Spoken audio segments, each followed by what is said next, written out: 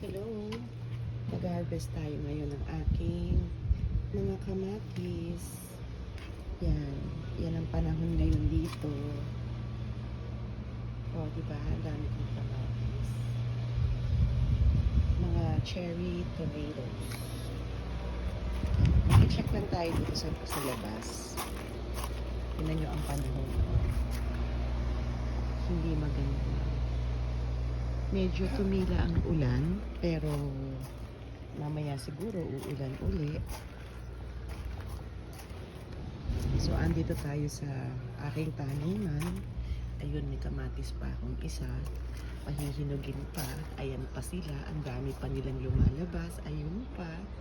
O, diba? Nakikita nyo? Ayan ang mga kamatis ko.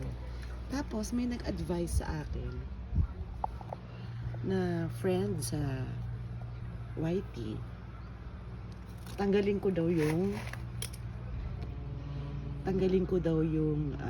what do you call that, yung ibang dahon para daw hindi mabigatan si talong. Ayun, nakikita niyo yung talong. Ayun, ang dami kong talong. Oo, diba? Ayun, meron pa dun sa dulo, may talong pa dun, at may umiihing aso dun.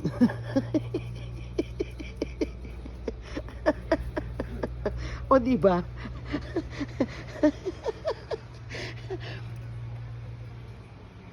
Diba aking doggy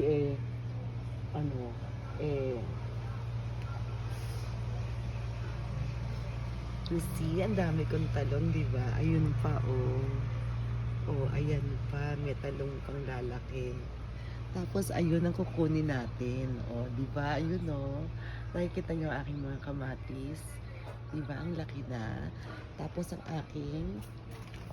aking ampalaya. Nag-iisa siya dyan. Kunin ko na kaya. Oh, diba? Ito, sitaw yan. Nag-i-start na siyang gumapang-gapang. Ito naman, sigarilyas. That is the wing beans. This one is the string beans. So, ayan. Nag-iintay na lang ako na lumago sila. Andito ako, pwesto sa labas. Hindi mainit. Yan, checking the plantation of Shinri. As you can see, ang aking mga sili, ayan, naghihilaw-hilaw sila. Yan, the sili. And there's the other one, the turmeric. Yun, may lumalabas na turmeric. Tapos, yung isang turmeric natin is nandito sa drum. Kita nyo, ang laki na niya, oh, diba? Nung last time lang, ang liit-liit na pinapakita ko. Ngayon, ayan, ang ating kamatis, oh, diba? It's so yummy.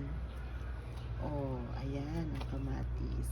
Siguro itong dalawang to, pwede na to bukas. Ito, kukuhanin ko yan.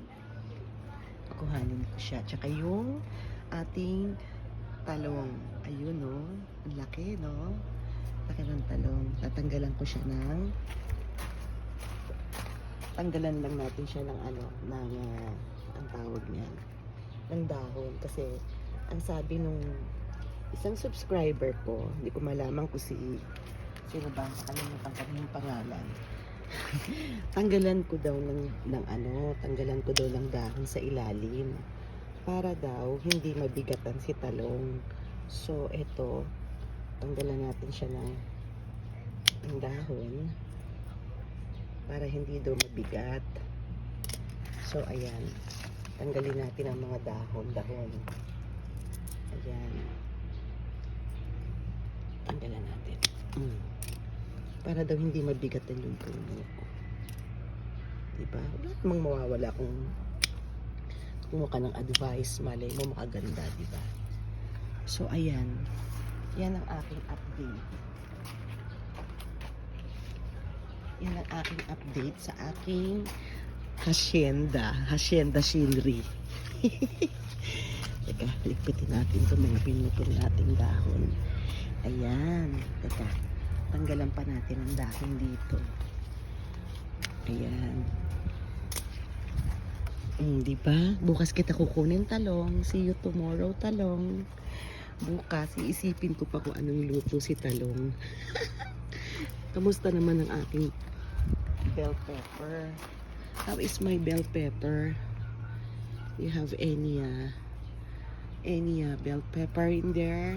Wala siya. There is no bell pepper. Yan.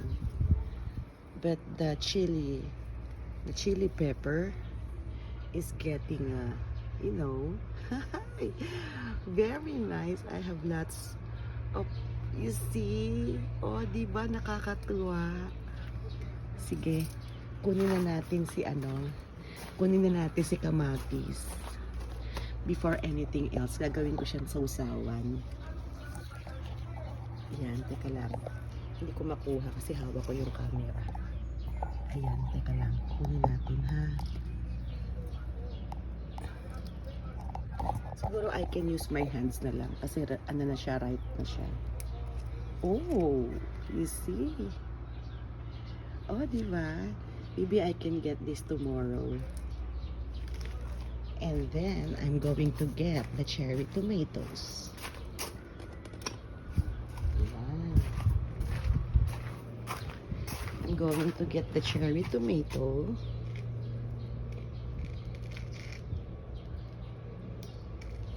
Oh, the mother and the father. The mother and the father. And the cherry tomato. I have na, oh, diba? Wow! Wow, you see? Okay, guys, that's my update for my mini farm. Thank you for watching. Bye!